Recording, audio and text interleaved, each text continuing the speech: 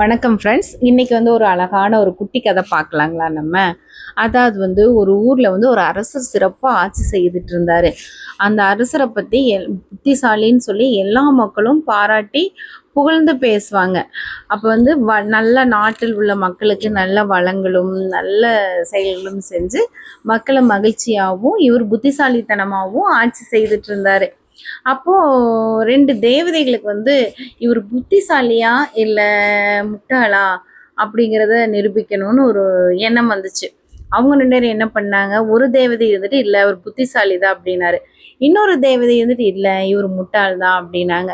சரின்னு 2 தேவதைகள் ஒரு முடிவுக்கு என்ன செஞ்சாங்க, பூமிக்கு வந்தாங்க. பூமிக்கு அவங்க 2 பேரும் சித்தி அபிசித்தி அப்படின்னு 2 பேரா மாத்திக்கிட்டு 2 ஆண்களா மாறினாங்க.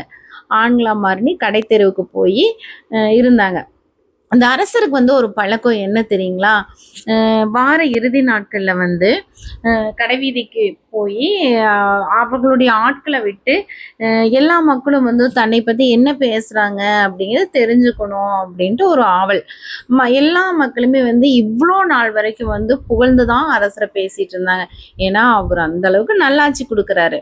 இப்படி இருக்கிற பட்சத்துல இந்த சித்தி அபிசித்தி 2 பேரும் என்ன பேசுறாங்க, இந்த அரசர் புத்திசாலி இல்லை, ஆட்சி சரியில்லை, அப்படி இப்படின்னு அவரை பற்றி குறைகளா சொல்லிட்டு இருக்காரு.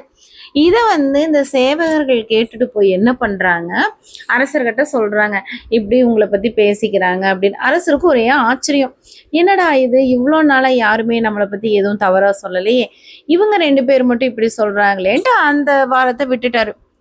அடுத்த வாரமும் இதே நிலை தொடர்ந்தது.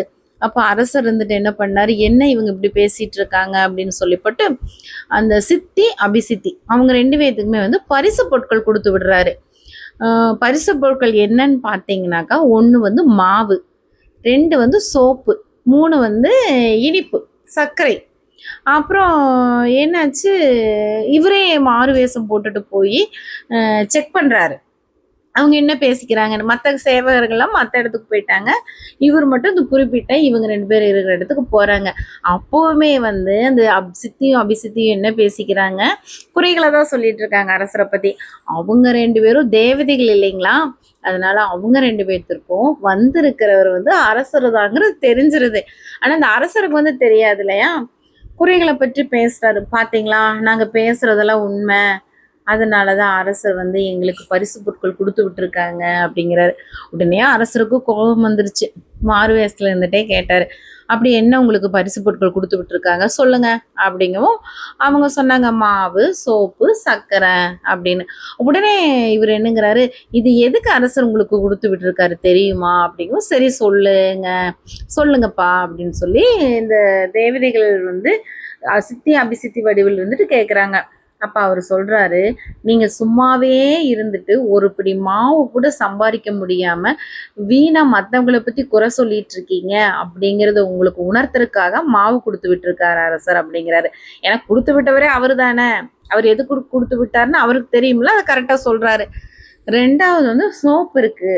சோப்பு எதுக்கு தெரியுமா, உங்களுக்கு மற்றவர்கள் குறைகளை காண்கிறதுல மனசுலயும் அழுக்கு இருக்கு, உடம்புலயும் அழுக்கு இருக்கும். நீங்க இந்த சோப்பு போட்டு உங்களை சுத்தப்படுத்திட்டு நல்ல விஷயங்களை பேசுங்க அப்படிங்கறது உணர்த்துறாரு அப்படிங்கிறாங்க.